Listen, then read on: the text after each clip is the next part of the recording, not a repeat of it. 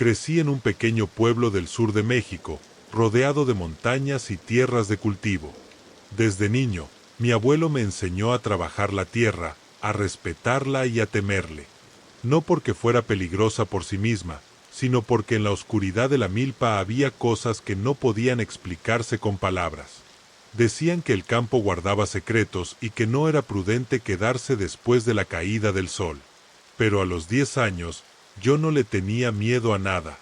Una tarde, cuando el sol ya se escondía detrás de los cerros, mi abuelo me llamó. Me entregó un farol de petróleo y su machete viejo y me dijo que tenía que ir a la milpa. Últimamente, los tejones habían estado destrozando la cosecha y alguien tenía que espantarlos. No quería ir. Sabía que algo en ese terreno no estaba bien. Mi padre y mi abuelo siempre cosechaban antes de que oscureciera, y cuando les preguntaba por qué, solo decían, no es bueno quedarse después de la caída del sol. No tenía opción. Caminé entre los surcos altos, con el machete en una mano y el farol en la otra. La milpa se extendía como un laberinto dorado, silenciosa y densa, y a mis espaldas la silueta de mi abuelo se fue desvaneciendo en la penumbra. Cuando llegué al centro del campo, me detuve. No se escuchaba nada, ni los grillos, ni el viento sacudiendo las hojas. Solo el eco de mi propia respiración. Sentí el aire más frío de lo normal y un escalofrío me recorrió la espalda. Encendí el farol y lo levanté, tratando de ver entre las hileras de maíz. Entonces lo noté. Primero, solo un leve movimiento entre las plantas, como si alguien más estuviera ahí. Pensé que podía ser un animal, pero cuando el maíz se abrió frente a mí, vi una silueta alta, oscura, inmóvil entre los surcos. Mi corazón comenzó a latir con fuerza. Alcé más el farol y lo vi con claridad. Era una figura humana, pero no tenía cara. No tenía ojos, ni nariz, ni boca. Solo piel lisa, estirada sobre su cabeza como si alguien hubiera borrado cualquier rastro de identidad. Llevaba ropa sucia, rasgada y parecía estar observándome, aunque no tenía con qué hacerlo. Intenté moverme, pero mis piernas no respondían. Sentí como un sudor helado me cubría la espalda y mi respiración se volvió entrecortada. La cosa no se movía, solo estaba ahí, erguida, como esperando. Entonces, la llama del farol titiló y se apagó de golpe. Quedé sumido en una oscuridad espesa, absoluta. Escuché un crujido a mi lado. Luego, una respiración ronca y húmeda, tan cerca que pude sentir el calor de algo exhalando sobre mi piel. Un sonido extraño, como un murmullo sin palabras, hizo que se me erizara la piel. Quise gritar, pero mi voz no salió. El miedo me dio fuerzas y de pronto, corrí. Corrí a ciegas, tropezando con las raíces y sintiendo las hojas cortándome los brazos y el rostro. Algo me seguía. No lo veía, pero lo sentía. Se movía rápido entre las plantas, deslizándose con una agilidad inhumana. Llegué al borde de la milpa y me lancé al suelo. Rodé sobre la tierra húmeda y me quedé ahí, jadeando. Me atreví a mirar hacia atrás. No había nada. Todo estaba en calma, como si nunca hubiera pasado nada. Cuando llegué a casa, mi abuelo ya me esperaba en la entrada. Me miró sin decir una palabra y me hizo pasar. Sacó una bolsa pequeña de su morral y me pidió que me quitara la camisa. Luego, roció mi espalda con algo que olía a copal. Para que no te siga, dijo en voz baja. No entendí en ese momento, pero le hice caso. Pasaron los días y pensé que todo había acabado. Pero una mañana, mi abuelo regresó del campo con el rostro pálido. Me llevó a la milpa y me mostró algo. Las mazorcas estaban podridas. No secas ni marchitas. Podridas. Y cuando las abrió, dentro no había semillas ni gusanos. Había dientes humanos. Esa misma tarde, quemó toda la cosecha. No me dejó volver a ese lugar y, semanas después, dejó de sembrar ahí. Nunca me explicó qué era lo que vi, pero años después, cuando ya era un hombre y me atrevía a preguntarle, solo me dijo algo antes de morir. A veces, en la milpa, caminan cosas que no son hombres ni bestias. Cosas que no tienen rostro, porque no necesitan uno para verte.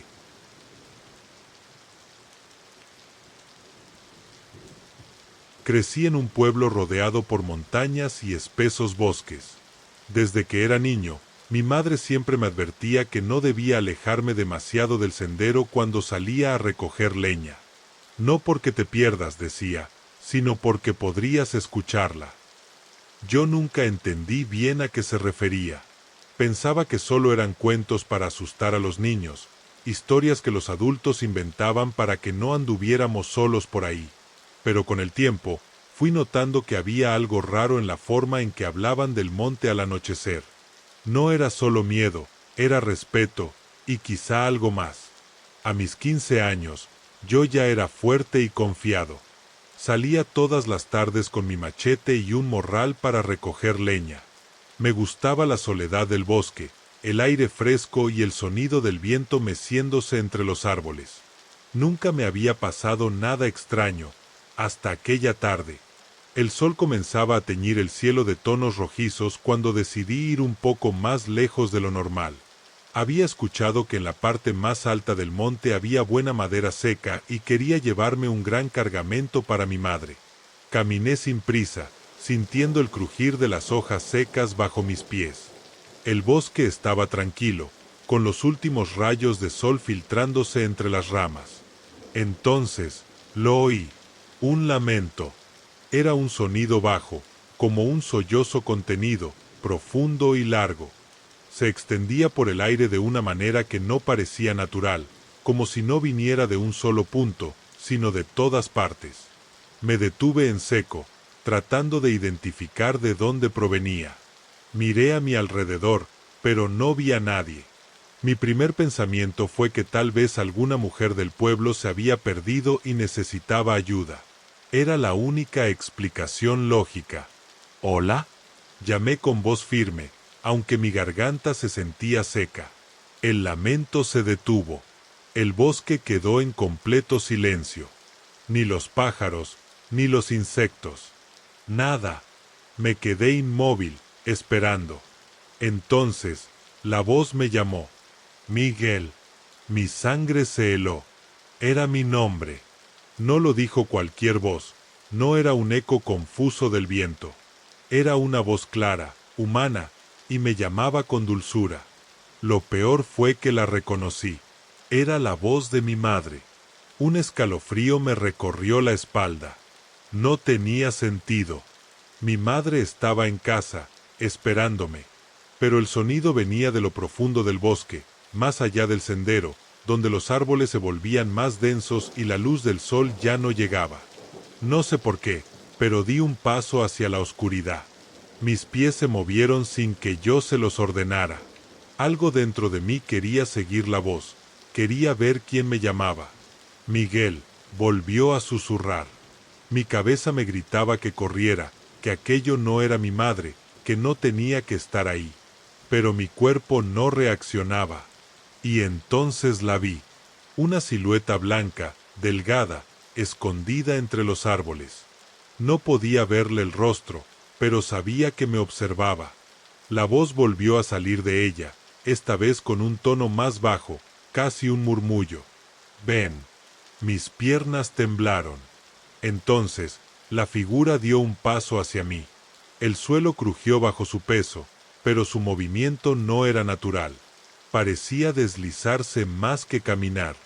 Fue en ese instante que recuperé el control de mi cuerpo. Giré sobre mis talones y corrí con todas mis fuerzas. Sentí que el bosque se cerraba a mi alrededor, que los árboles se hacían más altos y la tierra más blanda bajo mis pies. Algo me seguía. No escuchaba pasos, pero sentía su presencia acercándose. Corrí sin mirar atrás. El sendero que conocía de memoria se sentía más largo, como si el bosque me estuviera reteniendo. Mi corazón latía con fuerza cuando finalmente vi la luz del pueblo a lo lejos. Apenas crucé la línea entre los árboles y la primera casa del pueblo, el lamento volvió a sonar detrás de mí. Pero esta vez, No era un sollozo contenido. Era un grito de rabia. Un alarido espantoso que hizo que los perros comenzaran a ladrar en el pueblo. Mi madre estaba en la puerta de nuestra casa, con una vela encendida en la mano. Cuando me vio llegar, pálido y temblando, no me preguntó nada. Me agarró del brazo y me metió a la casa sin decir una palabra. Solo cuando estuve dentro, sentí que podía respirar de nuevo. Mi madre me miró con los ojos llenos de miedo. ¿Te llamó por tu nombre?, preguntó en voz baja. Asentí sin poder hablar. Mi madre cerró los ojos y suspiró. Si hubieras respondido, dijo con un temblor en la voz, nunca habrías vuelto. Esa noche, no dormí. Me quedé acostado en mi hamaca, con los ojos abiertos, escuchando los sonidos del monte en la distancia. El viento soplaba suavemente entre los árboles, pero entre susurros, casi imperceptible, creí oír mi nombre una vez más. Y entendí que, aunque había escapado aquella vez, el monte nunca olvida a los que se atreven a escuchar su lamento.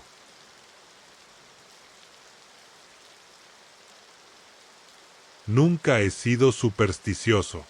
Desde niño escuché historias sobre lugares embrujados y sucesos inexplicables, pero siempre pensé que eran exageraciones. Hasta que nos metimos en el rancho abandonado. Éramos 5 amigos, Raúl, el Chato, Memo, Andrés y yo. Nos gustaba explorar lugares viejos y, en nuestro pueblo, no había un lugar más famoso que el rancho de los Orozco. Decían que hacía años, ahí se había celebrado una fiesta que terminó en tragedia. Algunos hablaban de un asesinato, otros aseguraban que se trató de un ritual extraño. Lo único cierto es que, desde entonces, nadie vivía ahí. Las paredes del rancho se desmoronaban, la maleza lo había invadido, y aún así, la gente evitaba pasar cerca. Algunos afirmaban que de noche se escuchaba música de fiesta, como si la celebración nunca hubiera terminado. Nosotros queríamos comprobarlo. Nos armamos con linternas, un par de cervezas y nuestro habitual descaro adolescente. Llegamos al rancho cerca de las 10 de la noche. A esa hora, el viento se colaba entre las maderas rotas y hacía crujir las puertas desvencijadas. Pero no nos detuvimos. Raúl fue el primero en cruzar la reja oxidada. Lo seguimos, sintiendo la adrenalina bombeándonos en el pecho. Todo estaba oscuro, salvo por la luz de nuestras linternas. El suelo estaba cubierto de polvo y escombros, pero en el aire se sentía algo extraño, un olor a cera quemada y perfume viejo. No llevábamos ni 5 minutos adentro cuando lo escuchamos. Música. No el murmullo del viento ni el crujir de la casa. Música real. Un son de mariachis, vibrante y fuerte, como si detrás de aquellas paredes aún estuviera celebrándose un banquete. Nos miramos, esperando que alguien dijera que era una broma. Pero nadie lo hizo. La música provenía del salón principal. Memo, que siempre quería hacerse el valiente, decidió entrar primero. Empujó la puerta y, al hacerlo, la música aumentó de volumen. Lo que vimos nos dejó helados. En el centro del salón, había una larga mesa de madera cubierta con un mantel rojo. Encima, platos servidos con comida que aún parecía caliente, copas llenas con vino oscuro, velas encendidas. Y lo más aterrador, las sillas estaban ocupadas. Había gente sentada alrededor de la mesa.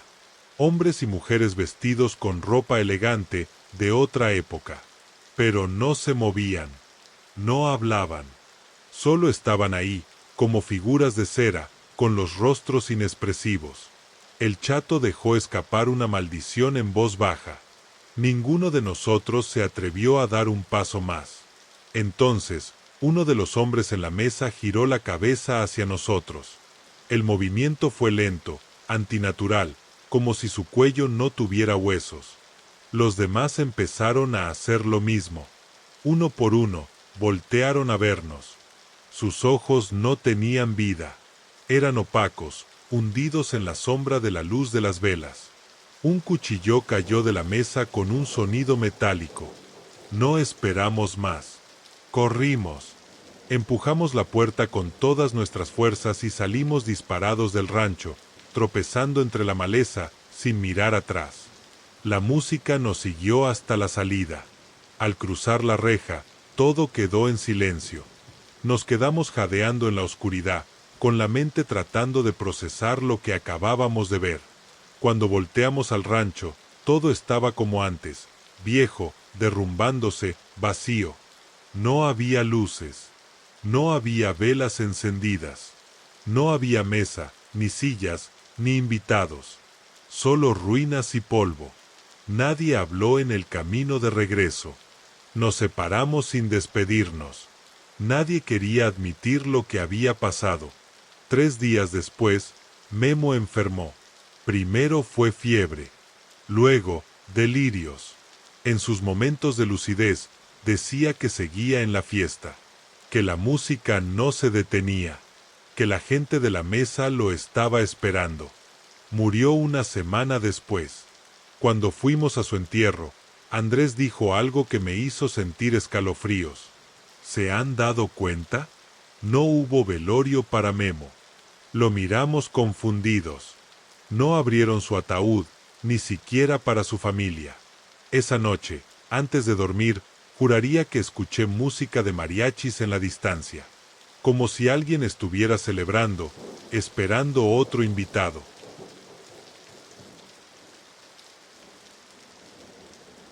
Mi padre era leñador y pasaba la mayor parte de su tiempo en la selva. Desde pequeño, me llevaba con él a aprender el oficio, a conocer los árboles, a leer las señales del monte. Me enseñó a diferenciar los sonidos de los animales y a respetar la naturaleza. Pero también me advirtió que había cosas en la selva que no eran ni animales ni hombres. No hables fuerte en la noche. No silbes. Y si ves algo que no entiendes, no te quedes mirando. Nunca me explicó por qué. Y yo, siendo niño, no lo cuestioné demasiado. Hasta que una noche supe la verdad. Aquel año, el invierno había sido crudo, y el trabajo escaseaba. Mi padre decidió llevarme con él a una zona más profunda del monte, donde los árboles eran más gruesos y la madera valía más. Era un viaje largo, así que nos llevamos comida para varios días y montamos un pequeño campamento en una colina junto a un río. Los primeros días transcurrieron sin problemas. Nos despertábamos antes del amanecer, trabajábamos hasta el atardecer y volvíamos al campamento a descansar. Pero la tercera noche, algo cambió. Todo empezó con un silencio extraño. Las ranas, los grillos, los pájaros, todo se apagó. No era normal. En la selva siempre hay ruido, incluso en la noche. Pero aquella vez, el aire se sintió pesado, inmóvil. Mi padre, que estaba sentado junto al fuego afilando su machete, levantó la vista y frunció el ceño. Se quedó quieto, como si estuviera escuchando algo. Yo también agudicé el oído. Al principio no noté nada, pero luego lo escuché. Un gruñido bajo, profundo, que parecía venir desde lo más hondo de la selva. No era el sonido de un jaguar, ni de un coyote. Era más gutural, más pesado, como si algo grande estuviera respirando con dificultad. «No te muevas», susurró mi padre. Yo asentí sin atreverme a hablar. El gruñido se escuchó otra vez, más cerca. El fuego de nuestra fogata crepitó y sentí un escalofrío recorrerme la espalda. Mi padre se levantó lentamente y tomó su machete con fuerza. Entre los árboles, algo se movió. Era una sombra enorme, más alta que un hombre, más ancha que cualquier bestia que hubiera visto antes. Yo quería correr, pero mis piernas no me respondían. Entonces, la criatura salió de la espesura. Su silueta era humanoide, pero desproporcionada. Tenía brazos largos, garras gruesas y un torso cubierto de un pelaje oscuro y espeso. Su cabeza era una mezcla entre un jaguar y algo indescriptible, con un hocico alargado y colmillos que reflejaban la luz del fuego. Pero lo más aterrador eran sus ojos. Rojos, brillantes, como brasas encendidas. Se quedó ahí, observándonos. Mi padre levantó su machete y con voz firme dijo: «No somos enemigos». La criatura inclinó la cabeza ligeramente, como si entendiera. Se quedó en silencio unos segundos que parecieron eternos. Y entonces se esfumó. No corrió, no saltó, no rugió. Simplemente desapareció entre la maleza. Mi padre apagó la fogata de inmediato y me hizo meterme en la tienda.